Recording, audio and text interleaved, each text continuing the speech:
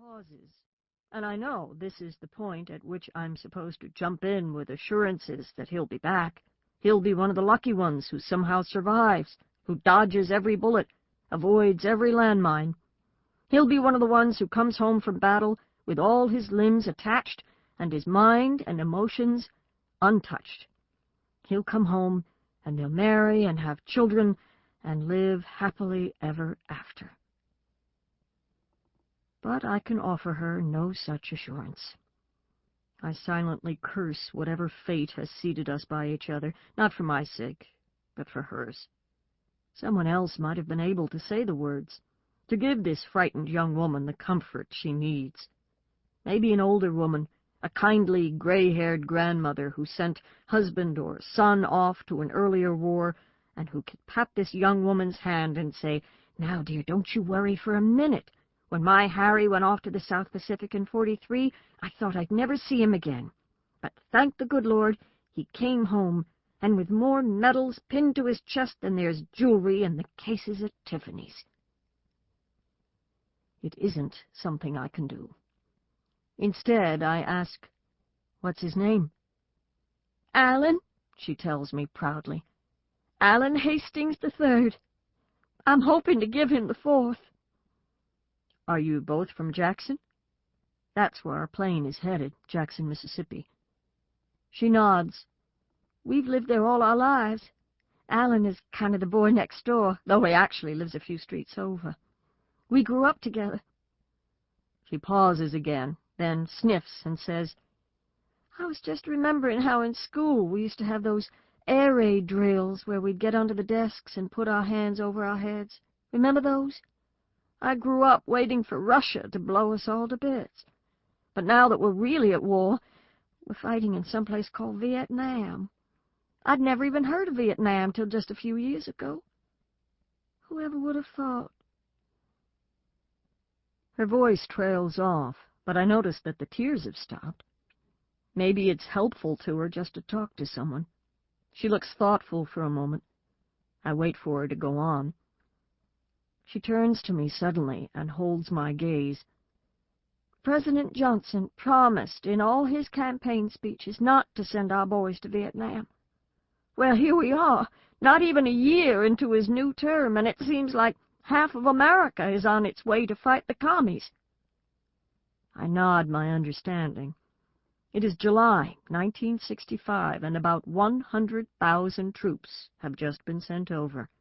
For me, it's eerily reminiscent of Roosevelt's promises not to get involved in the war in Europe back in 1941. I learned long ago not to trust political promises, but evidently my young seatmate has not. "It isn't fair," she concludes. "No," I agree, "it isn't fair. Probably lots of people voted for Johnson on the strength of those promises, only to be disappointed." "Well, personally, I think people should keep their word, don't you?" Yes, I do. But more often than not, it seems, people don't. Less than 15 years separate us in age, I suppose, but I have already forgotten what it is to be so young, young enough to still believe life should be fair and promises kept. The plane hums smoothly over the clouds.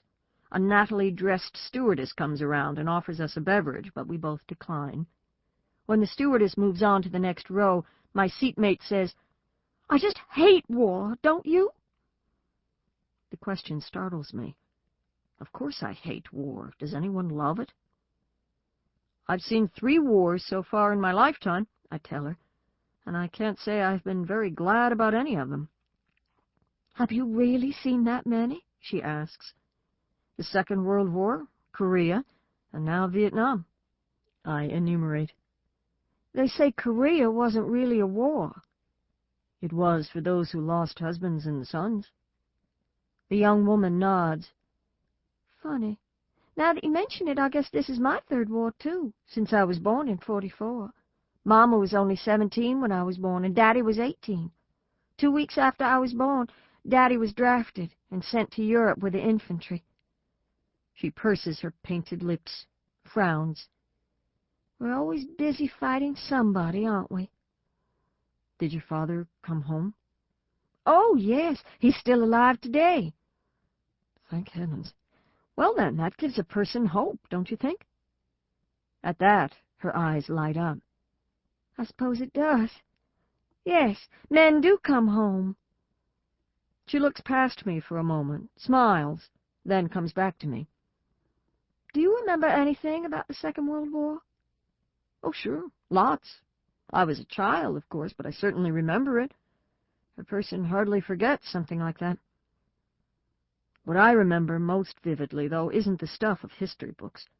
What I remember aren't the battles and the newspaper headlines, the scrap drives and the victory gardens, Roosevelt's fireside chats and the endless casualty lists. I was scarcely affected by the letters from my brother Stephen, who was fighting in Europe, or by the lack of letters from my brother Lenny, who was in a Japanese prison camp somewhere in the South Pacific.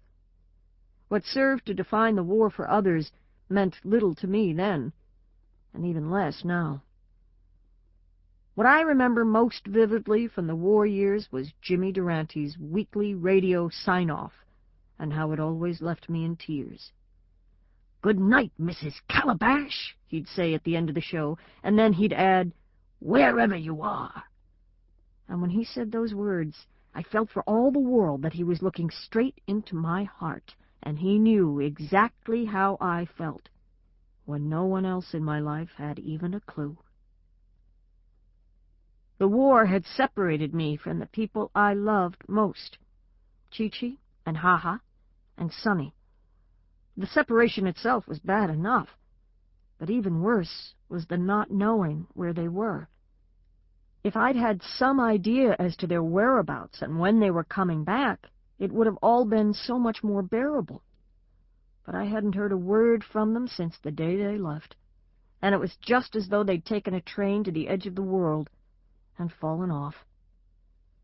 Every Friday night I listened to Jimmy Durante with my cousin Stella and her landlords, Grady and Cecilia Liddell, in the latter's small but tidy living room.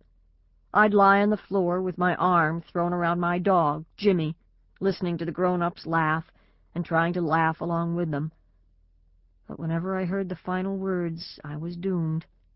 I don't know how Jimmy Durante sounded to the others, but to me he sounded wistful and lonely, and his voice was filled with the longing of wanting to say something to someone who just wasn't there.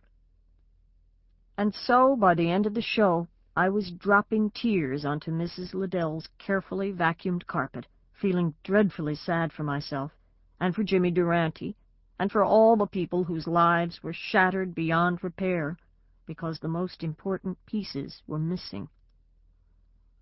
My seatmate chews her lower lip and asks gingerly, "Have you ever lost anyone? In one of the wars, I mean?"